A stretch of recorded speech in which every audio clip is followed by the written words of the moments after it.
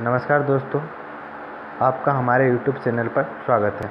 अगर अभी तक हमने हमारे YouTube चैनल को सब्सक्राइब नहीं किया है तो प्लीज़ उसे सब्सक्राइब करें और साइड में जो बेल आइकन है उसे भी प्रेस करें ताकि आने वाले वीडियो का नोटिफिकेशन आपको मिल सके।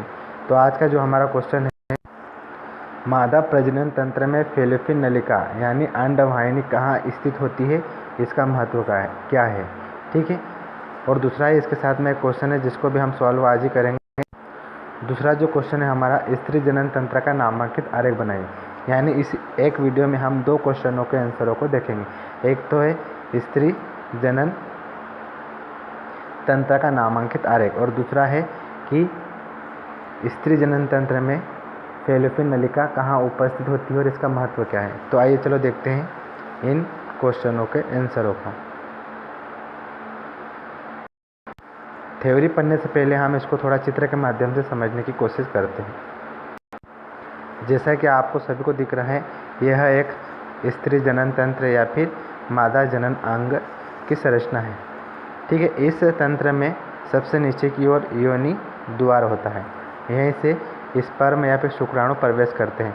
योनि द्वार के थोड़ा सा ऊपर गिरवानाल और गिरवानाल के ऊपर गर्भाशय गिरवा होता है। इसी गर्भाशय गिरवा से आकर भ्रूण जुड़ता है। ठीक है, और 9 महीने तक वहाँ पे भ्रूण का विकास होता है। ठीक है, गर्भाशय गिरवा से थोड़ा ऊपर जाते हैं तो यहाँ पे अपने को गर्भाशय फंड्स, ठीक है, ये जो संरचना दिख रही है इसको गर्भाशय फंड्स बोलते हैं। और इसी गर्भाशय के आइड साइड, एक तरफ इधर और दूसरी तरफ इधर की साइड, ठीक है, ये नलिका के समान जो संरचना दिख रही है इसी को कहा जाता है अंडवाहिनी। ठीक है, या फिर फैलोपियन ट्यूब। इंग्लिश में से फैलोपियन ट्यूब और हिंदी में से अंडवाहिनी कहते हैं। ठीक है, इस अंडवाहिनी का एक सिरा देखो यहाँ पे। ठीक है, एक सिरा किससे जुड़ा रहता है, गर्भाशय से, और दूसरा सिरा इसका स्वतंत्र होता है। ठीक है, ये जो सिरा उंगलियों के समान संरचना दिख रही है ये दूसरा सिरा इसका स्वतंत्र होता है। ठीक है, एक सिरा गर्भाशय से, दूसरा स्वतंत्र। ठीक है, जो स्वतंत्र सिरा है उसे झलरी, कीप या फिर फिमरी या फिर झालर कहते हैं। ठीक है, ये झालर क्या करता है कि जो ये अंडाशय है, ठीक है, ये जो 2 अंडाशय है, इन अंडाशयों में जब अंडाणु का निर्माण होता है तो ये झिलरी या फिर झालर या फिमरी या फिर कीप क्या करती है, उस अंडाणु को खींचती है और उसको अंडवाहिनी के अंदर प्रवेश कराती है। ठीक है, और अंडवाहिनी के अंदर ही क्या होता है, निषेचन क्रिया संपन्न होती है। ठीक है, दूसरी चीज़ आपको याद रखनी है इसमें, ठीक है, कि इस अंडवाहिनी में भी अलग अलग स्थान होता है। एक है संकीर्णन पद, दूसरा है स्थिमस और तीसरा है एम्पुला या फिर तुम्बिका। ठीक है, ये सब है अंडवाहिनी के अंतर्गत आने वाले भाग। ठीक है, इसी अंडवाहिनी में क्या होता है, निषेचन क्रिया होती है। तो आप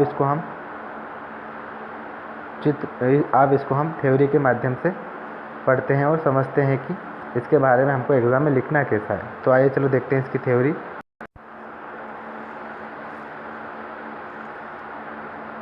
ठीक है, मादा प्रजनन तंत्र में फैलोपियन नलिका कहाँ स्थित होती है, यानी अंडवाहिनी कहाँ स्थित होती है, इसका महत्व क्या है।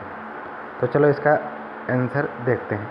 मादा प्रजनन तंत्र में फैलोपियन नलिका 2 की संख्या में उदर गुहा के निचले प्रतिपृष्ठ हिस्से में अंडाशय, ठीक है, संख्या में कितनी, 2, ठीक है, अंडाशय तथा गर्भाशय के बीच में स्थित होती है। ठीक है, फैलोपियन नलिका कहाँ होती है, अंडाशय तथा गर्भाशय के बीच में।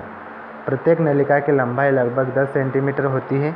इसका एक सिरा स्वतंत्र तथा कीप के समान होता है जबकि दूसरा सिरा गर्भाशय से जुड़ा हुआ है।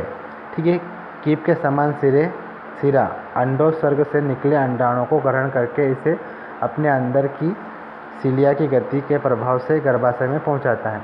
ठीक है, जैसा हमने अभी डायग्राम में देखा है, इसमें एक सिरा गर्भाशय से जुड़ा रहता है जबकि दूसरा स्वतंत्र होता है जिसे कीप या फिर झालर या फिर फिमरी कहते हैं। अंडाणु देह गुहा में स्वतंत्र होते समय पूर्णतः परिपक्व नहीं होता, अतः इसका परिपक्वन फैलोपियन नलिका में ही होता है।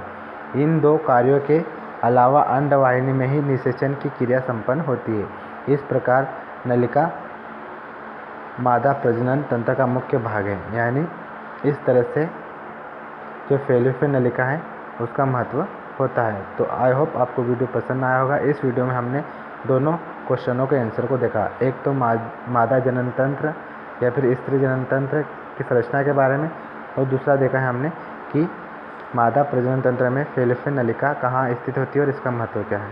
तो धन्यवाद।